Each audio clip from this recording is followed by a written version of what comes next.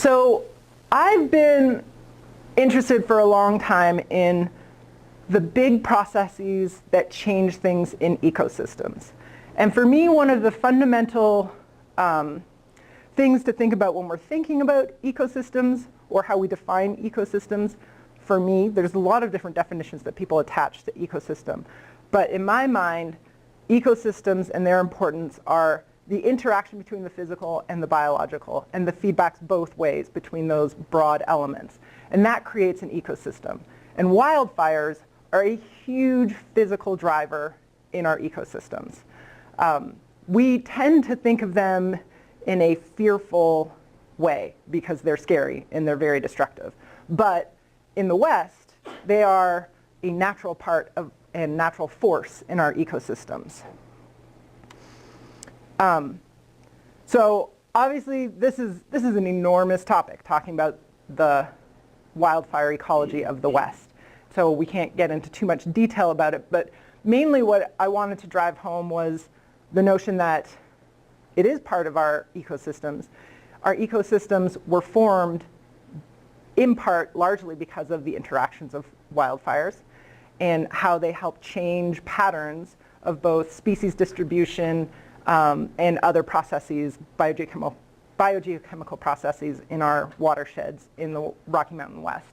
So I've just highlighted a couple things to think about in terms of what we think of as the natural or normal or historical aspects of wildfires and some of the key ecological aspects. So all of us know that as we go up in elevation, our ecosystems change a little bit, our forest types change. In our lower elevations, we tend to have forests that are dominated by ponderosa pines. And when we walk around and we see the ponderosas now, those patterns that we see historically were largely driven by the types of wildfires that we would have had in those ecosystems.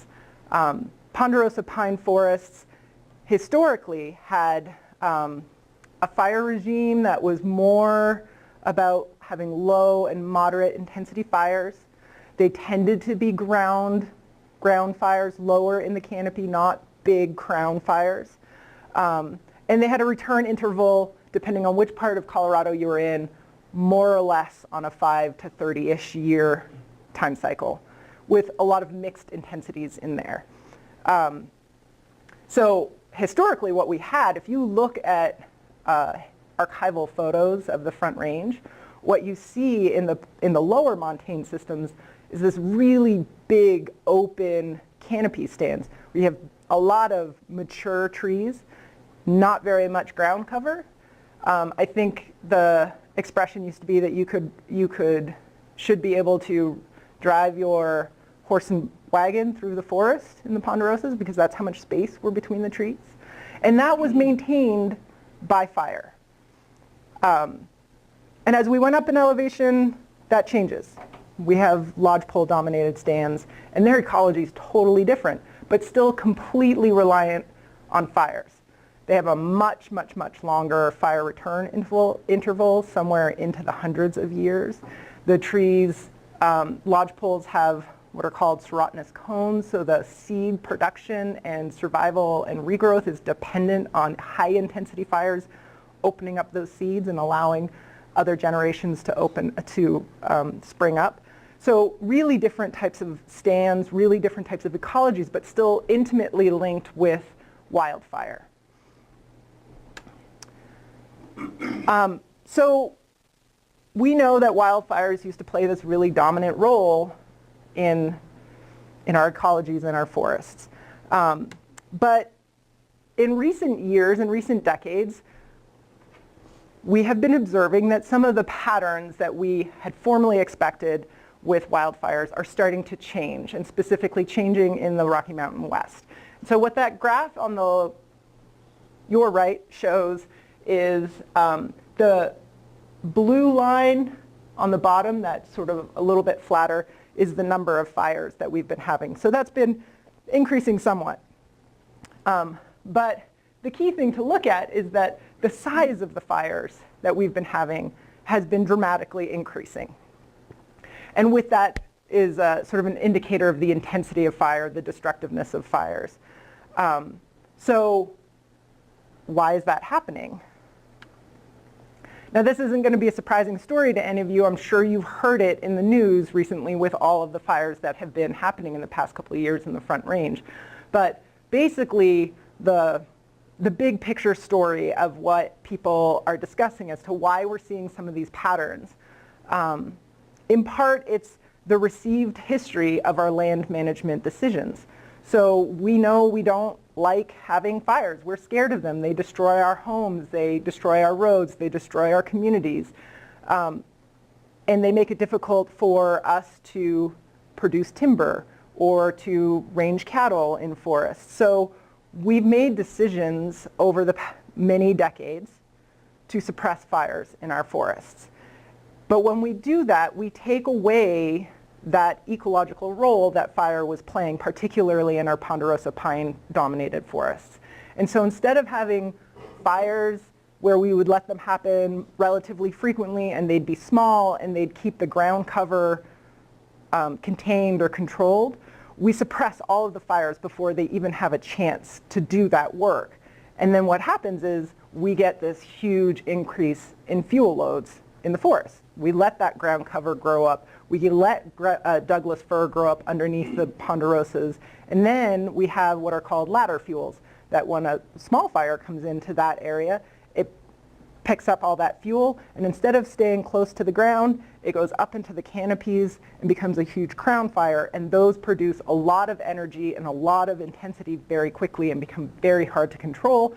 And then we see things like the fires that we've been having, which spread really, really rapidly and cause a huge amount of destruction. So, you know, it's a classic example of, at the time, we thought we were doing the right thing for managing our landscapes. We thought that by reducing or suppressing fires that we would be protecting our forests and protecting our communities. But in reality, what we were doing was punting the problem down the line. We were just shoving the higher risk and furthering the or exacerbating that risk onto someone else's shoulders. And I had to show a picture of Smokey because he's, you know, the classic image and icon of suppressing forest fires. So one of the reasons why we continue to suppress forest fires is because we keep wanting to move into places where there are forests. We like being in trees, we like being in the mountains. And so this map's a little bit hard to see the different distinctions, but what you're seeing on the left, these gray spots are what are called areas of wildland-urban interface, or more commonly known as the WUI, one of my favorite acronyms. And so what you can see is the pink blotches, those are our foothill areas of the mountains. The flat parts, you can see Denver marked right there. So we have these high concentrations of people moving into the WUI areas. And what you see in the right-hand graph is the projection for that increase over the next couple of decades. So we are moving, more of us are moving into these wildland-urban interface areas because we like being in the forests, we like the mountains, it's quiet, it's pretty. But the reality is that every person who moves into the WUI increases the pressure on responders and politicians to want to put out more fires. And it also makes it much more difficult for us to do management techniques that would help us mimic forestry or fire patterns. So we have this conflicting change in attitudes where we know that we need to do something about the fuel loads, and we know we should be doing something about how suppressing fires is affecting wildfire risk and outcomes, but more and more people are moving into these areas, making it a harder problem to deal with.